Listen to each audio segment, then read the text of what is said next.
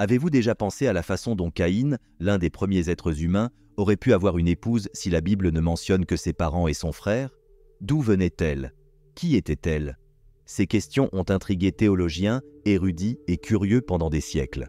Dans cette vidéo, nous explorerons non seulement les théories traditionnelles et les interprétations historiques, mais nous plongerons également dans les subtilités des textes bibliques pour révéler des aspects et des détails qui ont pu passer inaperçus. La Bible nous raconte que Caïn, après avoir assassiné son frère Abel et avoir été chassé de la présence de ses parents et de Dieu, s'installa dans le pays de Nod, à l'est d'Éden. Là, il eut un fils nommé Enoch avec sa femme, dont l'origine n'est pas précisée dans le texte sacré. L'absence de détails sur l'origine de l'épouse de Caïn a été une source de spéculation et d'études pour les théologiens et les érudits de la Bible pendant des siècles. Étant donné le récit biblique qui ne mentionne qu'Adam et Ève comme les premiers êtres humains créés directement par Dieu, il est raisonnable d'inférer que les seuls humains disponibles pour fonder des familles à cette époque étaient leurs descendants directs. Par conséquent, beaucoup concluent que l'épouse de Caïn aurait été l'une de ses sœurs, même si le texte ne mentionne pas explicitement leur nom ni le nombre exact d'autres enfants qu'Adam et Ève ont eus.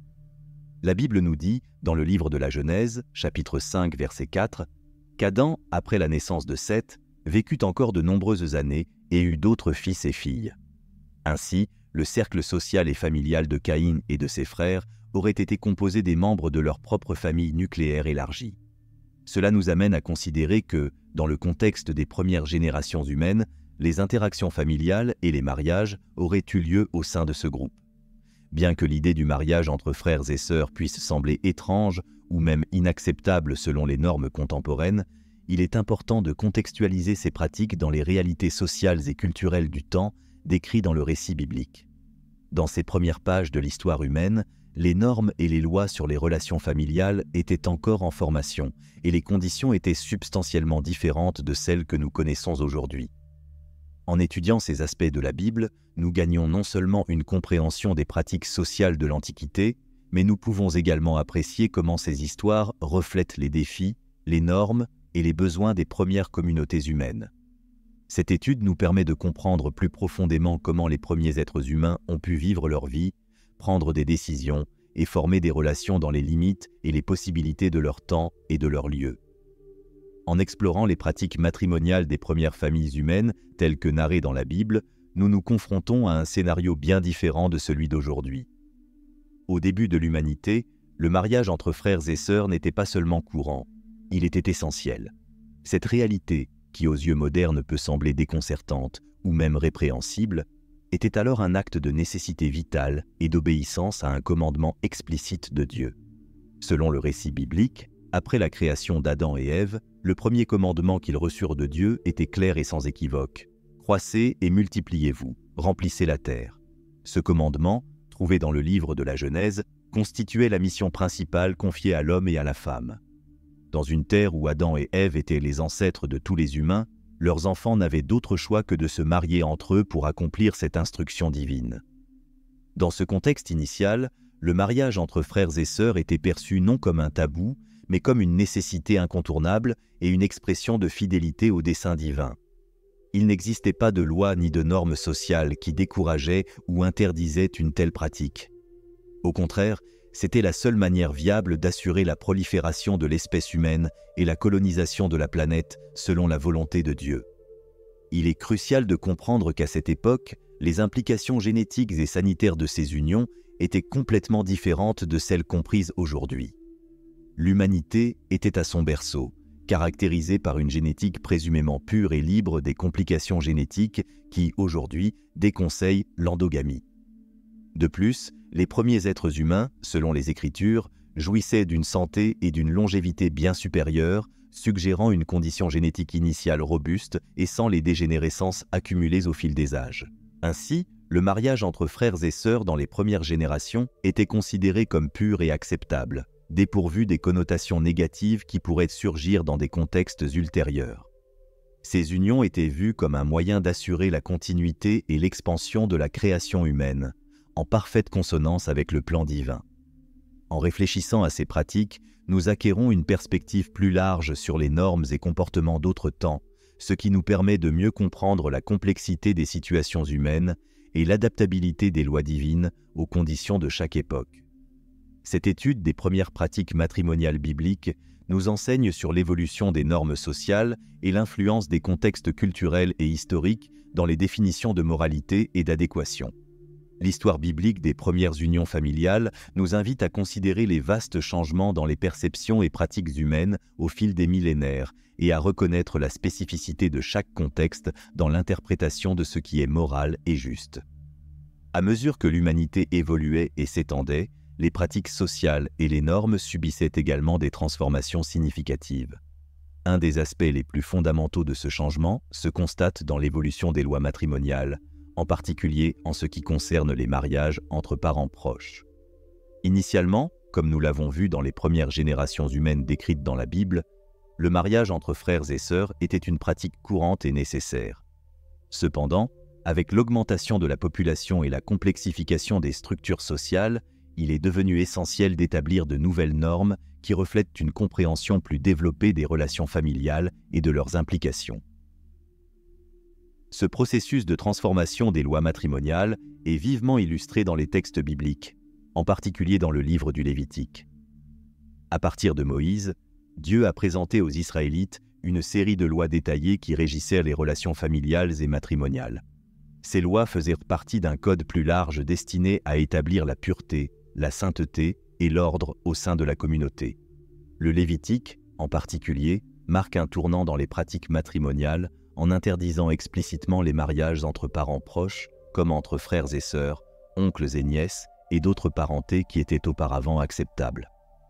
Ces restrictions n'étaient pas simplement arbitraires, elles reflétaient une nouvelle compréhension de l'éthique, de la moralité et de la santé génétique.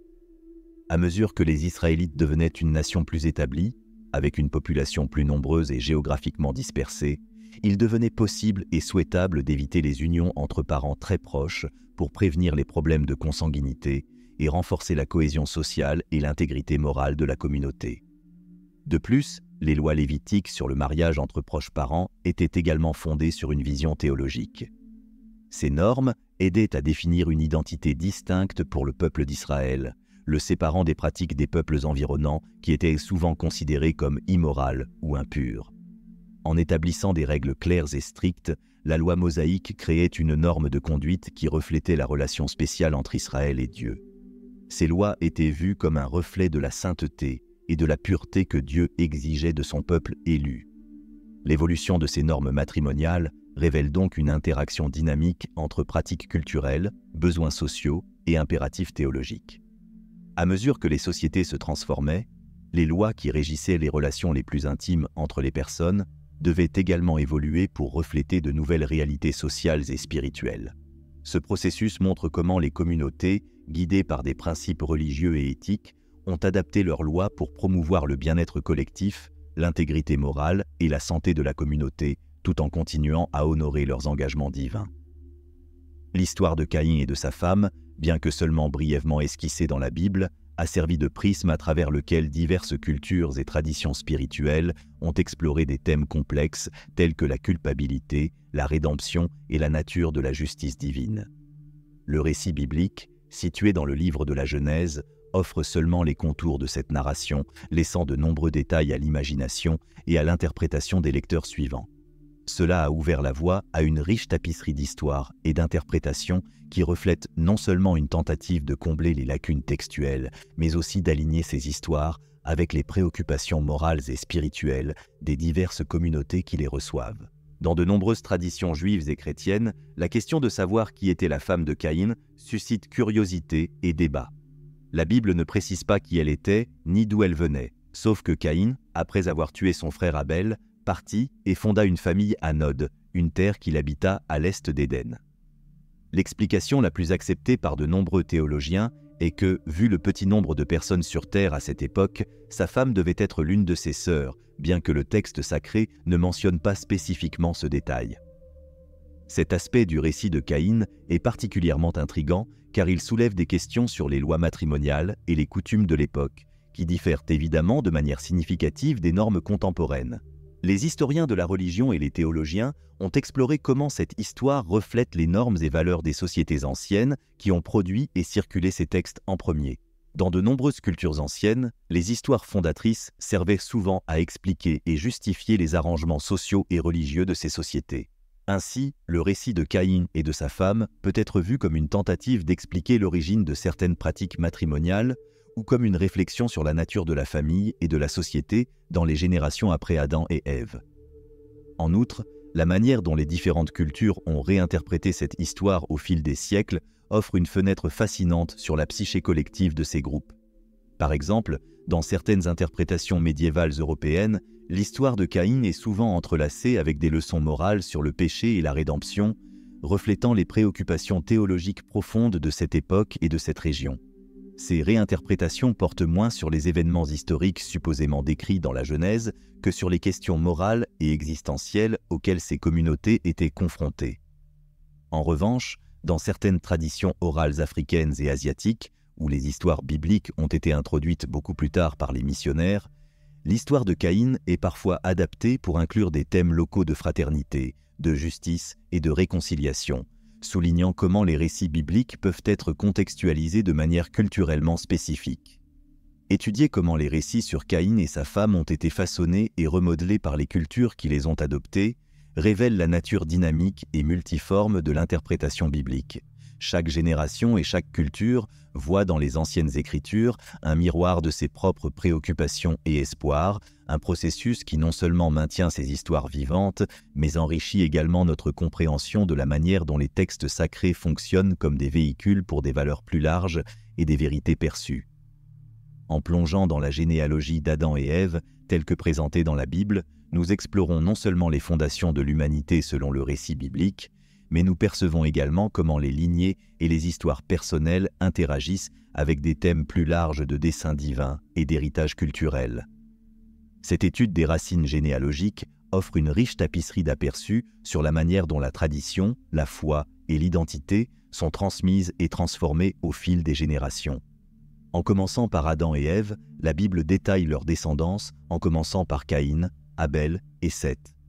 Après l'histoire tragique de Caïn et Abel, Seth apparaît comme un nouveau commencement, et c'est à travers lui que la généalogie biblique continue. Le récit suit méticuleusement leur lignée, chaque nom marquant une continuité de l'humanité, et chaque figure contribuant de manière unique au déroulement du plan divin.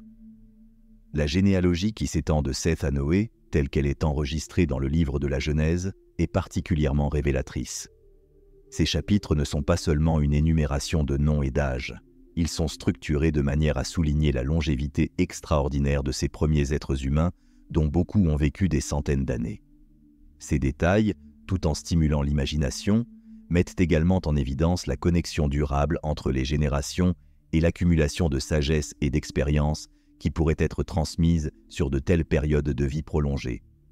Au-delà de simples registres, ces généalogies servent des objectifs théologiques profonds. Elles illustrent une vision du monde dans laquelle chaque vie est un maillon d'une chaîne continue de desseins spirituels, et chaque individu, aussi brièvement mentionné soit-il, joue un rôle dans l'accomplissement d'un destin divin. Cette perspective est essentielle pour comprendre comment les anciens Israélites voyaient le monde et leur place dans celui-ci, ainsi que la manière dont ils concevaient leur relation avec Dieu. Les généalogistes bibliques utilisaient souvent ces listes pour introduire des figures significatives et des événements imminents. Par exemple, la progression jusqu'à Noé établit le récit du déluge non seulement comme un événement isolé, mais comme l'aboutissement de générations de croissance humaine, entrecoupées par l'augmentation de la corruption et la nécessité éventuelle d'une rénovation divine de la création. De même, les généalogies qui relient Abraham à Adam ne solidifient pas seulement l'importance d'Abraham et de ses descendants, mais encadrent également l'histoire du peuple d'Israël dans le contexte plus large du voyage humain depuis la création. Étudier ces généalogies révèle également l'importance accordée à la mémoire et à l'enregistrement historique. Connaître sa généalogie était essentiel pour les anciens Israélites, car elle fournissait à chaque personne un sens de l'identité et de la place dans un récit continu qui était à la fois personnel et collectif. Ainsi, ces listes d'ancêtres ne sont pas de simples curiosités. Elles sont fondamentales pour la façon dont la communauté interprétait son passé, comprenait son présent et anticipait son avenir. L'histoire d'Adam, Ève et leurs descendants dans la Bible est essentiel pour comprendre l'importance de l'obéissance au commandement divin, ainsi que les vastes répercussions de la désobéissance.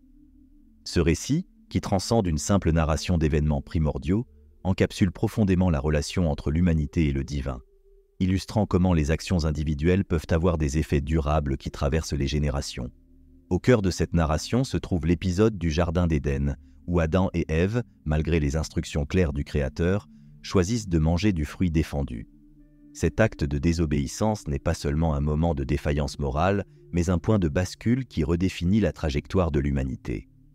En conséquence directe, ils sont expulsés de l'Éden, un lieu de communion parfaite avec Dieu, et jetés dans un monde où prévalent le travail ardu, la douleur et la mortalité. Cet incident établit un modèle qui sera répercuté tout au long des Écritures. La désobéissance entraîne des conséquences sévères. Les histoires subséquentes des descendants d'Adam et Ève renforcent cette dynamique.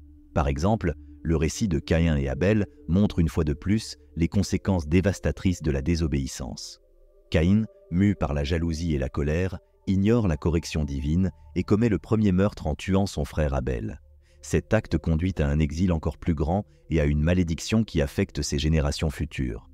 Ici, nous voyons comment un acte de désobéissance personnelle n'affecte pas seulement l'individu impliqué, mais a aussi des ramifications qui imprègnent sa lignée.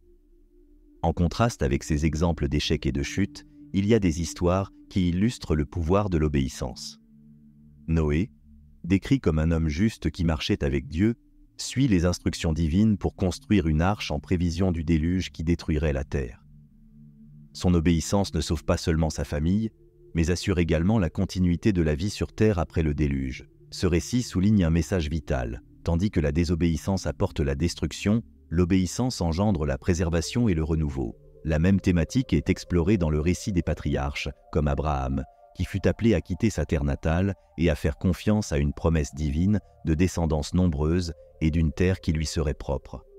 L'obéissance d'Abraham, même face à des épreuves terribles, comme l'ordre de sacrifier son fils Isaac, est présentée comme un modèle de foi et de soumission à Dieu. Cette obéissance ne lui apporte pas seulement des bénédictions personnelles, mais établit également un héritage de bénédictions pour ses descendants. Ainsi, en explorant les histoires d'Adam, Ève et leurs descendants, nous sommes confrontés à une vérité inéluctable. Nos actions ont du poids et des conséquences, non seulement pour nous-mêmes, mais aussi pour notre entourage et pour les générations à venir. L'obéissance au commandement divin est montrée non pas comme un fardeau arbitraire, mais comme le chemin vers une vie harmonieuse et alignée avec les desseins les plus élevés. Les choix d'Adam et Ève et de leurs descendants nous rappellent la responsabilité que chacun porte et l'impact durable de nos décisions. En réfléchissant à ces récits, nous sommes encouragés à considérer soigneusement les implications de nos propres choix et à chercher une vie qui soit en harmonie avec les desseins divins. Explorer la complexité des relations familiales et sociales initiales et l'adaptation des lois divines au contexte humain changeant nous conduit à un plongeon profond dans les interactions dynamiques entre l'humanité et la volonté divine telle qu'enregistrée dans les Écritures. Depuis les premières pages de la Genèse jusqu'aux lois détaillées données à Moïse dans l'Exode, nous observons un développement graduel et significatif dans la manière dont les lois divines sont présentées et appliquées, reflétant les besoins croissants d'une société qui s'élargissait et devenait de plus en plus complexe. Au début, avec la création d'Adam et Ève, les instructions divines étaient relativement simples. Dieu leur a ordonné de fructifier, se multiplier, remplir la terre et la dominer, établissant ainsi les fondements des relations humaines et de la gestion du monde. Cependant, à mesure que la population augmentait et que les interactions humaines devenaient plus complexes, surtout après la chute de l'homme et l'expulsion du Jardin d'Éden, un ensemble de directives plus élaborées est devenu nécessaire pour gouverner la conduite humaine. L'histoire de Caïn et Abel illustre l'un des premiers et des plus dramatiques conflits familiaux qui exigeaient une compréhension plus profonde des implications morales et spirituelles de nos actions. La réponse divine à l'acte de Caïn n'était pas seulement punitive, mais aussi éducative, montrant les graves conséquences du péché, non seulement pour l'individu, mais pour toute la communauté. À mesure que nous avançons vers le livre de l'Exode, nous rencontrons une société qui s'était développée d'une simple famille à une nation entière. À ce stade, Moïse reçoit les 10 commandements, un code moral et légal profondément détaillé qui aborde tout, de l'adoration et du respect de Dieu aux questions de justice sociale, comme honorer les parents, interdire le meurtre, l'adultère, le vol et la convoitise. Ces commandements sont fondamentaux, car non seulement ils articulent une loi divine claire pour la communauté, mais ils établissent également un standard de comportement qui favorise la cohésion et le bien-être au sein d'une société de plus en plus complexe. Les lois détaillées qui suivent, dont beaucoup se trouvent dans les livres du Lévitique et du Deutéronome, continuent ce thème d'adaptation des lois divines pour répondre aux circonstances changeantes du peuple d'Israël. Ces lois couvrent des aspects de la vie quotidienne, des rites religieux, des normes de pureté, des régimes alimentaires, de la justice économique et sociale, du traitement des étrangers et du soin des plus vulnérables de la société. Cette expansion des lois divines reflète une compréhension que, à mesure que la communauté grandit, ses besoins légaux, éthiques et spirituels deviennent également plus complexes. À travers ce processus de révélation et d'adaptation des lois, les Écritures ne fournissent pas seulement un registre des instructions divines, mais elles documentent également un parcours interactif entre Dieu et l'humanité. Ce parcours est marqué par une série d'alliances et de dialogues qui façonnent et affinent continuellement la relation entre les parties. Les lois, donc, sont plus que des commandements. Elles font partie d'un dialogue continu qui reflète la croissance et la maturité du peuple, ainsi que sa compréhension de Dieu. Par conséquent, étudier l'évolution des lois divines et des relations sociales dans les Écritures nous offre une vision plus riche et profonde, non seulement de la nature de Dieu et de son interaction avec le monde, mais aussi des principes qui devraient gouverner nos propres vies. En reconnaissant cette dynamique, nous pouvons voir les lois bibliques comme une invitation continue à réfléchir sur nos propres pratiques et à améliorer constamment nos relations les uns avec les autres en réponse à l'appel divin à la justice, à la miséricorde et à l'humilité. En explorant la vie de Caïn et de sa femme, nous vous invitons à un voyage théologique profond, plongeant dans les nuances moins explorées des Écritures pour éclairer des aspects de la foi et de l'expérience humaine qui restent souvent dans l'ombre. Ce voyage ne se contente pas de revisiter l'un des premiers et des plus dramatiques événements racontés dans la Bible, mais cherche également à comprendre les implications sociales et spirituelles qui émergent de ces histoires anciennes. Caïn, principalement connu pour le fratricide infâme de son frère Abel, est une figure centrale dans cette exploration. Après son acte de violence, Caïn est condamné à l'exil, une pénalité qui inaugure une nouvelle phase de sa vie dans le pays de Nod, où il se marie et continue sa lignée. L'identité de sa femme, bien que brièvement mentionnée dans les Écritures, porte une signification théologique considérable. Elle symbolise non seulement la continuité de la vie malgré le péché et la punition, mais sert également de point de réflexion sur la nature de la rédemption et de la miséricorde divine. Cette exploration cherche à aller au-delà du récit superficiel pour examiner comment la vie de Caïn et de sa femme reflète et informe notre compréhension des structures familiales et sociales dans les récits bibliques. Le mariage de Caïn, survenant dans le contexte de son exil et marqué par l'ombre de son passé, nous incite à réfléchir sur la façon dont les anciennes traditions bibliques abordent les questions de culpabilité, de punition et de possibilité de recommencement. En pénétrant plus profondément dans la théologie et les implications culturelles, nous considérons comment cette histoire a influencé les conceptions ultérieures de la justice et de la moralité dans les communautés qui ont hérité de ces textes. Chaque aspect de la vie de Caïn et les décisions divines qui la façonnent offrent une riche tapisserie de thèmes pour l'analyse, de la justice de Dieu à la complexité des peines et des secondes chances. En revisitant ces anciens récits, nous sommes également incités à réfléchir sur notre propre compréhension des fondements spirituels. Comment interprétons-nous les actions de Dieu et des êtres humains dans les histoires qui façonnent notre foi? Comment ces histoires informent-elles notre compréhension du bien, du mal et de la rédemption? L'histoire de Caïn et de sa femme sert de miroir à travers lequel nous pouvons examiner non seulement le passé, mais aussi nos propres réponses aux échecs et aux opportunités de rédemption. Ce voyage théologique n'est pas seulement une question d'apprendre des faits ou de dénouer des mystères historiques. Il s'agit de s'engager activement avec les textes pour découvrir comment ils résonnent dans nos propres vies.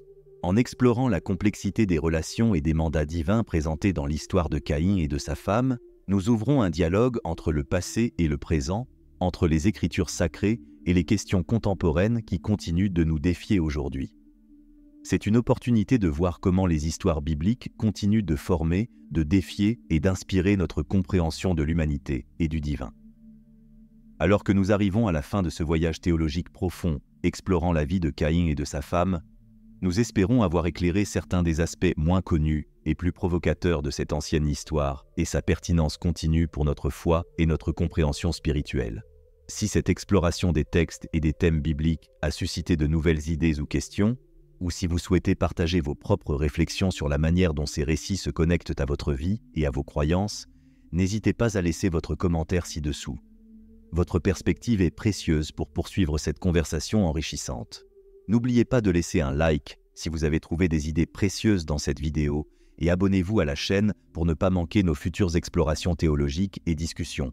Votre participation est cruciale pour construire une communauté d'apprentissage et de découverte.